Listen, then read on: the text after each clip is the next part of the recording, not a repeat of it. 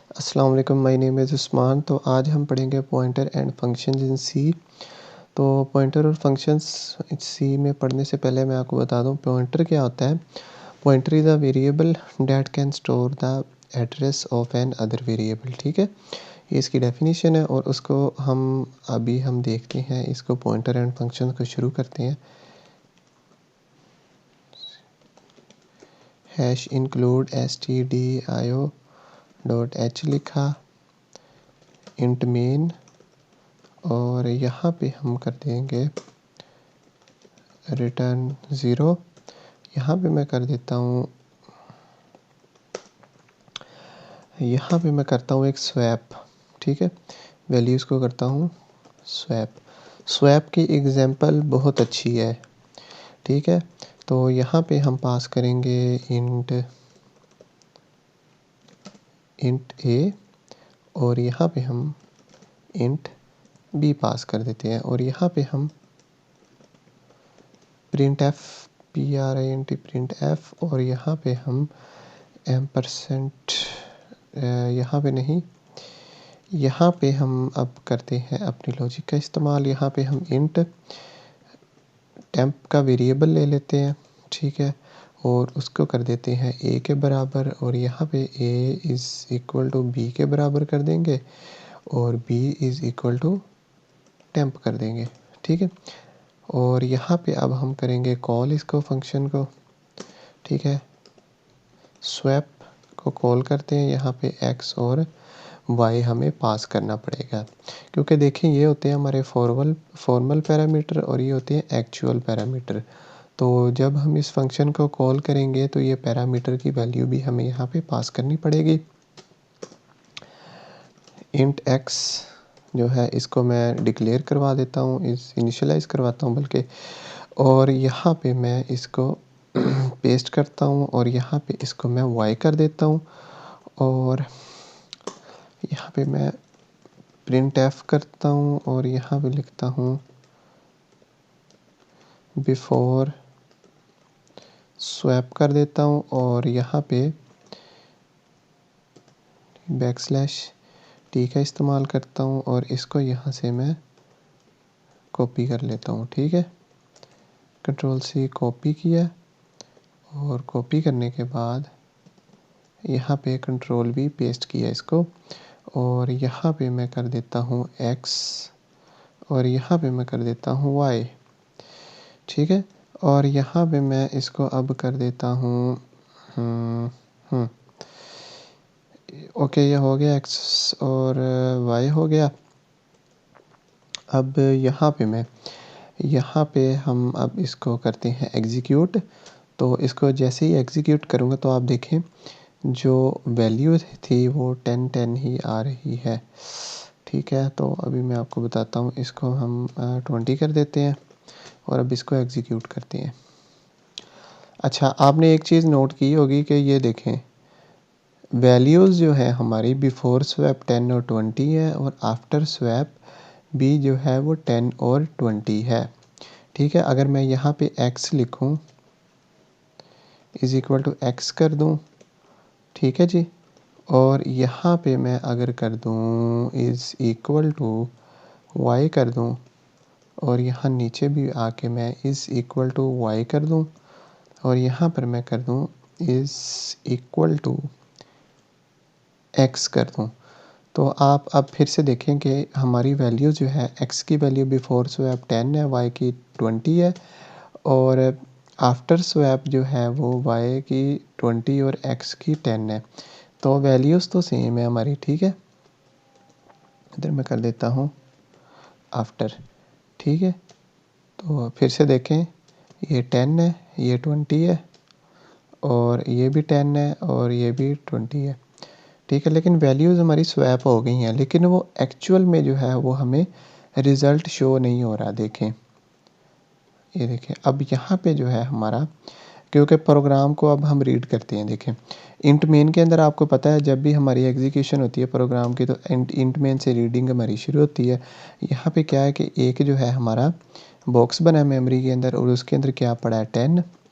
ठीक है, और उसका कोई ना कोई एड्रेस होगा। लेट्स सपोज उसका एड्रेस है 101, ठीक है।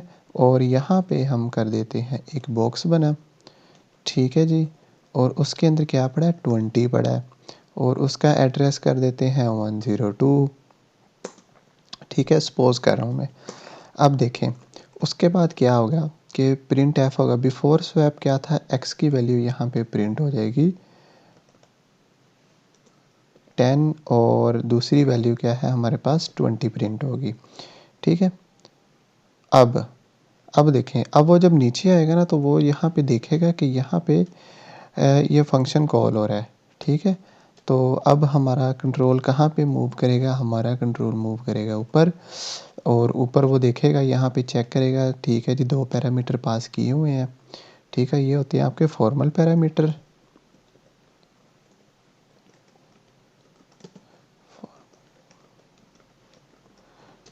और ये होते हैं हमारे नीचे एक्चुअल पैरामीटर्स, ठीक है। स्पेलिंग मिस्टेक होगी, पैरामीटर्स। और अब देखें ये जो वैल्यूज़ है ना टेम्प की, ठीक है, टेम्प इज़ इक्वल टू ए, तो इसके अंदर अब टेम्प के अंदर क्या चले गया, टेम्प के अंदर चले गया 10, ठीक है। और इसके अंदर अब क्या चले गया, टेम्प के अंदर 10 चले गया, और ये जो b is equal to a है, तो b की वैल्यू कितनी है 20, तो इधर मैं लिख देता हूँ बल्कि TEMP टेम्प, टेम्प के अंदर गया 10, ठीक है, वेरिएबल के अंदर 10 चले गया, और उसके बाद जो है a के अंदर क्या चले गया, a के अंदर चले गया 20 वैल्यू असाइन होगी, ठीक है। अब वैल्यूज़ होगी ना स्वैप। तो अब देखें टेम्प के अंदर कितने क्या था, 10 था, टेम्प इज़ इक्वल टू 10 था, तो अब उसकी जो है वैल्यू किसको असाइन होगी, असाइन टू ए, और ए की वैल्यू क्या होगी, ए इज़ इक्वल टू हो गया 20, इसकी वैल्यू असाइन होगी बी को, ठीक है। तो अब देख लें हमारी वैल्यूज़ होगी ना स्वैप। तो देखें ए जो था वो 10, और बी जो था वो 20, ठीक है। तो आई थिंक सो ठीक हुआ है। तो हमारा जो टेम्प था उसके अंदर पहले वैल्यू 10 हो गई है, ठीक है, 10 टेम्प के अंदर असाइन हो गया। और अब जो है हमारा बी जो था हमारा 20 था, तो ए हमारा हो गया 20, ठीक है। और टेम्प कितना था, 10 था, टेम्प के अंदर क्या पड़ा था, 10 पड़ा था, तो वो 10 जो है हमारा जो है वो 10 जो है वो बी को असाइन हो गया, ठीक है। तो ऐसे हुआ है ये काम, ठीक है। तो आफ्टर स्वैप अब क्या होगा कि ये वैल्यूज़ जो हैं वो हो जाएंगी, बी की हो, एक्स की हो गई है, एक्स की हो गई है 20, एक्स की वैल्यू हो गई है 20, और वाई की वैल्यू जो है हमारे पास वो 10 हो गई है, ठीक है। तो वैल्यूज़ तो हमारे पास स्वैप हो गई हैं, लेकिन वो हमें शो नहीं हो रही, क्यों नहीं हो रही, उसकी रीज़न ये है, इस बात को नोट करें, रीज़न इसकी ये है कि जो हमारा होता है ना कॉल बाय वैल्यू, ये अभी हमें प्रोसीजर किया कॉल बाय वैल्यू का, तो इसके अंदर क्या होता है कि हमारे पैरामीटर्स के अंदर कॉपी होती है, कॉपी पास होती है, ठीक है, कॉपी बनती है सेम टू सेम। तो जब हम इसको कॉल बाय वैल्यू से करेंगे तो हमारी कॉपी बनेगी, तो वो हमें रिज़ल्ट जो है वो सेम ही शो होगा। हत्ता कि देख लें इसकी जो हमने इसका जो है वो जब इसको एग्जीक्यूट किया है, इसकी जो है हमने एग्जीक्यूशन देखी है प्रोग्राम की लाइन बाय लाइन, तो वैल्यूज़ तो स्वैप हो रही हैं, लेकिन वो हमें शो नहीं हो रही क्योंकि हमारे पैरामीटर्स के अंदर कॉपी बनती है, ठीक है।